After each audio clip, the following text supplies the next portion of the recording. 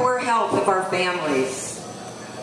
If you look at this food graph, you'll see the United States food consumption, 63% of what we are eating and feeding our children, 63% is processed and refined foods.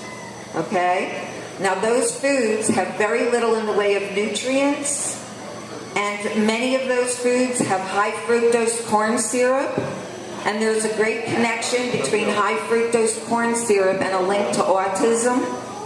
So these are not foods that we would want to feed our children. They are definitely not foods that a woman would want to eat while she's pregnant.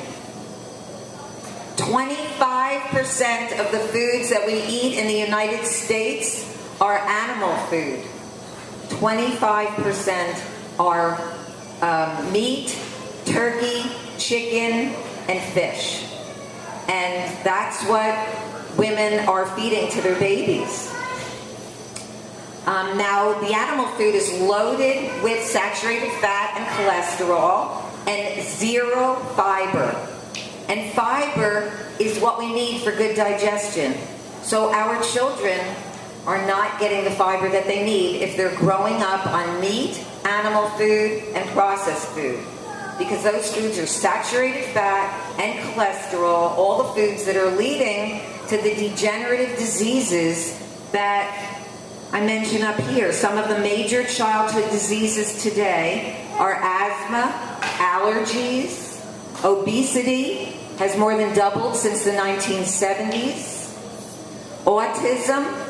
I'm a speech and language therapist, and I've been a speech and language therapist for 40 years. 40 years ago, autism was 1 in 10,000 children. Today, in my state of New Jersey, autism is 1 in 49 children.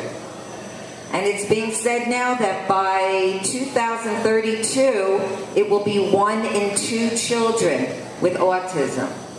There's a number of reasons for that. I have a third book that will be out in 2018, and it touches on many of the factors going on today, including genetically modified organisms and food. So it is important to buy organic.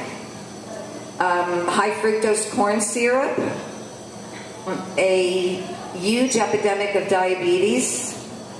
And I do raw food group coaching programs in New Jersey.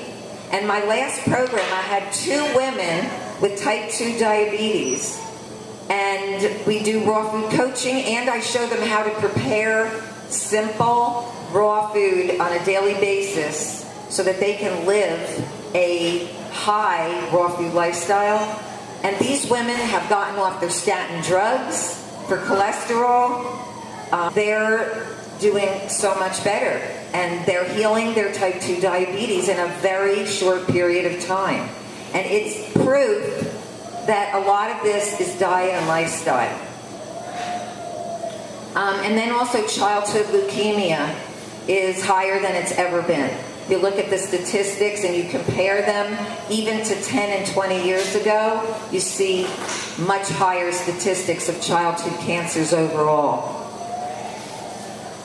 In the book, The Food Revolution, John Robbins says that 25% of our college students are infertile today. And if we're talking about inherited genes, so if you say, oh, well, what can I do?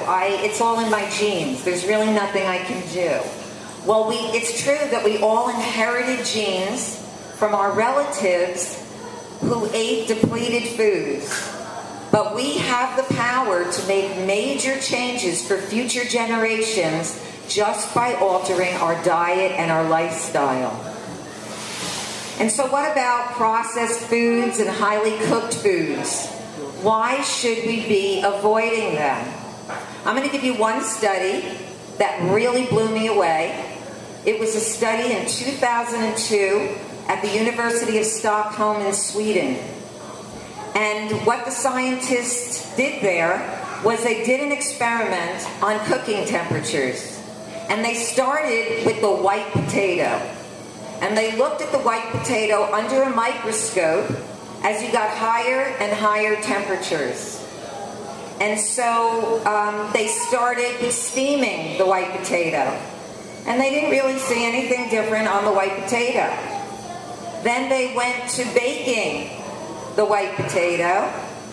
And as they got higher temperatures, even closer to like 350 degrees, you know, the temperatures that we do most of our baking at, all of a sudden, they noticed that there was a plastic-like coating on the food substance, which they termed acrylamide. And that's a plastic-like coating that they said is carcinogenic. And when they cooked it at even higher temperatures to form French fries and potato chips, they said that those are loaded with acrylamide. And crackers and breads that are cooked at high temperatures. These are the foods that our kids are growing up on. And these scientists said that they are carcinogenic. What does carcinogenic mean? That it causes cancer. And so this is why our society is in the state that it is. From the animal food, with saturated fat and cholesterol and zero fiber for proper digestion, and processed food, which doesn't have the nutrients we need, all right, and often has additives and preservatives and chemicals, which are causing our children's bodies to suffer greatly.